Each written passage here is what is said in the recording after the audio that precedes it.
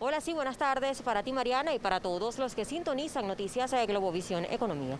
Así es, a propósito de esta Semana Santa, nosotros pudimos conversar con el presidente de la Federación Nacional de Hoteles de Venezuela, FENOVEN, Alberto Vieira, quien manifestó que las expectativas son buenas para esta temporada y esperan una ocupación del 60%. Veamos. Vemos esta temporada de Semana Santa que va a ser mucho mejor. Hay cámaras regionales que están con una expectativa del 50% de ocupación. ¿Okay?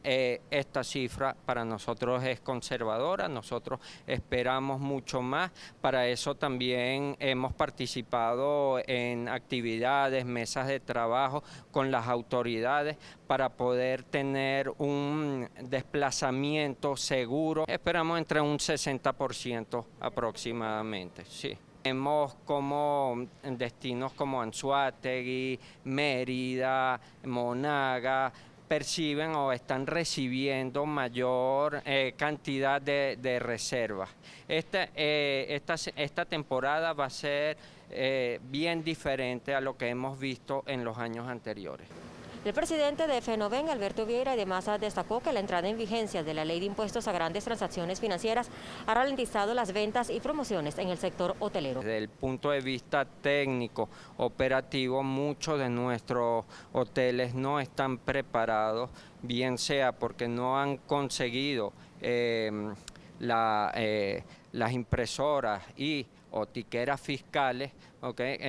Que necesitan pues para poder o que están preparadas para cobrar el IGTF. Muchos de nuestros hoteles se han visto en la necesidad de tener que cobrar en bolívares, ¿okay?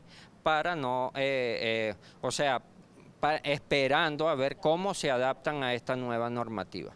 Debido al desconocimiento y la falta de tiempo para adaptar sus sistemas a este impuesto a grandes transacciones financieras, el presidente de FENOVEN, Alberto Vieira, solicita una prórroga de un mes para poder adaptar a los prestadores de servicios a esta nueva medida.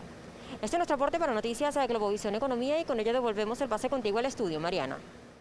Agradecemos el reporte de nuestra compañera Giselle Quintana. Nosotros vamos a hacer una pausa y ya volvemos con más de Noticias de Globovisión Economía.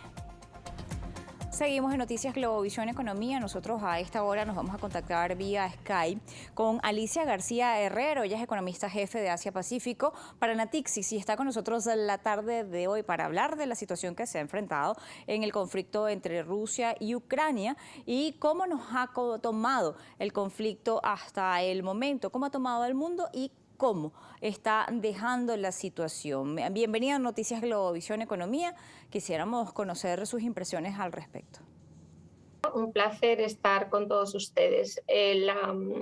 La situación, como bien dice, nos agarra mal, porque aunque veníamos de una recuperación global de crecimientos de la economía global muy fuertes, gracias a la salida del COVID, todos sabemos que era un efecto base, es decir, que como el 2020 había sido tan horrible, pues en el 21 había habido una recuperación casi, llamémosla, estadística. Y en los países desarrollados también gracias al impulso de las políticas monetarias y fiscales. Pero sabíamos también, y esto ya empezó a pasar en Estados Unidos en el 2021, pero desde luego en Europa con retraso empezaría el 2023 ya, y en China el 2021 ya con bastante rigidez fiscal, sabíamos que ya esas políticas no iban a apoyar. Y ahí tenemos a la FED, ya ha subido, subirá otras 7 veces este año. En fin, que no es la fiesta del 2021. Y justo esta guerra empieza en esa situación, con una desaceleración de la economía mundial, sin duda de la economía china, porque la segunda parte del 2021 fue ya muy dura, y no solo por ese efecto estadístico de que volvíamos a la normalidad, sino por el sector inmobiliario, que había pegado ya mucho a la economía china. Por tanto, esto no llega en el mejor momento. No hay buen momento para la guerra. Pero desde luego, esto no llega en un buen momento ni para la economía china ni para la economía mundial en general. Y no me quiero olvidar de América Latina. América Latina fue la región más golpeada por el COVID. No acabamos de ver, en algunos casos, muy endeudada. Sin duda el caso de Venezuela, pero también de Brasil, Argentina. O sea, y claro, si tú estás en esa situación con inflación alta con precios de los, como hablaremos ahora, ¿no?, de alimentos, de energía creciendo, se hace muy cuesta arriba porque o bien subsidias y entonces tu espacio fiscal desaparece o tu capacidad de compra desaparece. O sea, no. Entonces, claro, como digo, y aquí quiero resaltar un trabajo que estamos haciendo para el G7, un trabajo con think tanks diferentes.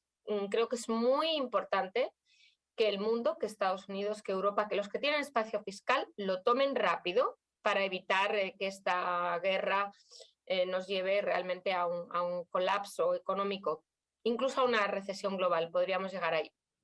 El mundo parece haberse dividido en partes en cuanto a lo que tiene que ver con este conflicto. Yo quisiera saber cómo las partes se están viendo afectadas actualmente, el bloque de Europa, Estados Unidos, pero por otro lado la situación neutral de China y Rusia como accionista principal.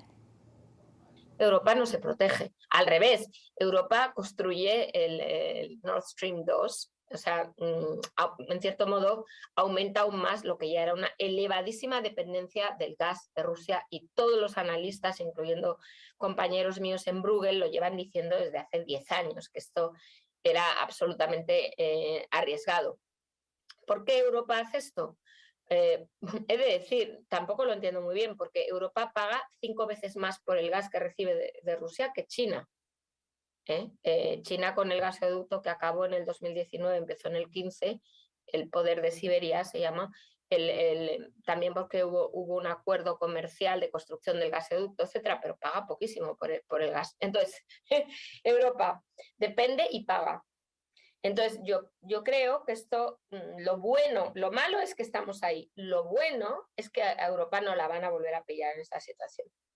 Y lo que yo creo que está ocurriendo es que no sé cuánto Europa podrá conseguir con las sanciones, porque esto es solo una parte de la película, pero el sector privado no va a volver a depender tanto de países con intereses contrarios, porque no es un tema solo de modelo político.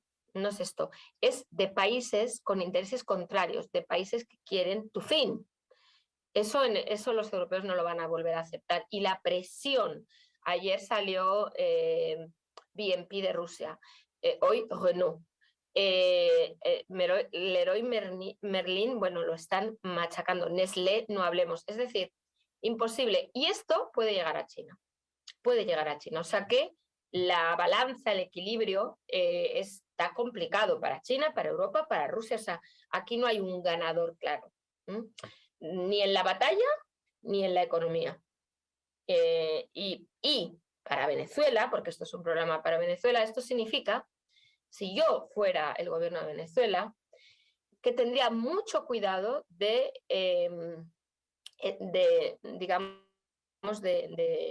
ponerme demasiado cerca.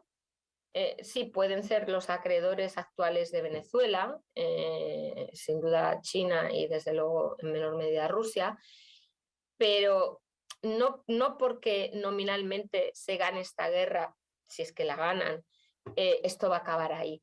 O sea, es un mundo que se está resquebrajando y la pregunta es, uno, geográficamente, incluso históricamente, ¿dónde está?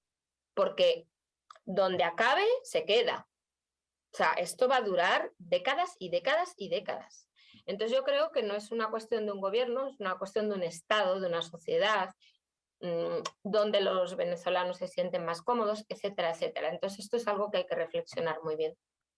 A propósito de este comentario que quería consultarle, Venezuela, ¿cuál es la posición que tiene dentro del conflicto por la situación que enfrenta económicamente, donde su principal socio siempre había sido Estados Unidos?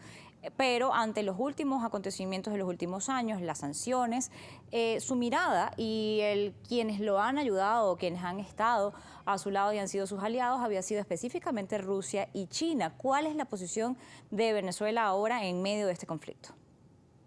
Yo creo que Venezuela tiene que ver lo que están haciendo otros. Qatar. O sea, Venezuela tiene ahora una salida a su situación. En mi humilde opinión, China no puede ofrecerle esa salida y es muy fácil el motivo, porque China ahora tiene que aguantar a Rusia. ¿vale? China, entre comillas, tiene que comprarle el gas y el petróleo a Rusia. O sea, que esto... Y encima el descuento. Encima el descuento, los indios están comprando como locos. Incluso están creando una fórmula de pago, no en rublos como pretende Putin con Europa, que no le va a salir. No, en rupia india, que se va a tener que, perdona la palabra, comer Putin. Entonces, ¿aquí qué ocurre? Que Venezuela tiene que entender que China, pues seguro que entiende, porque esto tiene que apoyar a Rusia. Y uno, si no se entiende, lo digo muy simplemente. China no se puede permitir una Rusia democrática. No puede. Porque el pacto es el cambio del orden global. Venezuela podría pensar, me interesa el cambio del orden global, pero ¿qué le va a tocar a Venezuela de ese cambio de orden global? ¿Dónde está el orden global? En el este.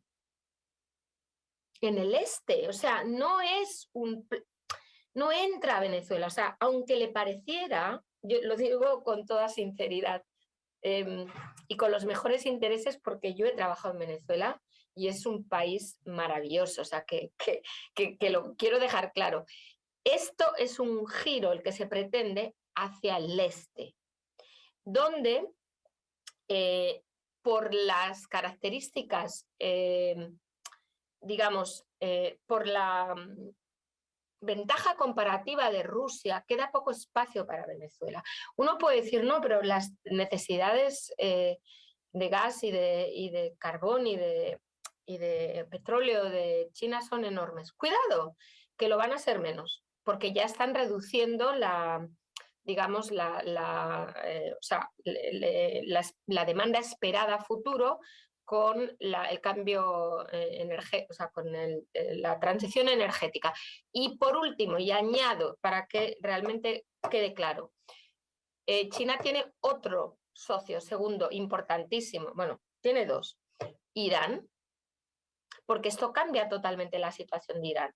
Si no hay acuerdo con Irán entre Estados Unidos y Europa y Irán gira 100% a China. Bueno, ya está, pero quiere decir que se vuelve como un ecosistema.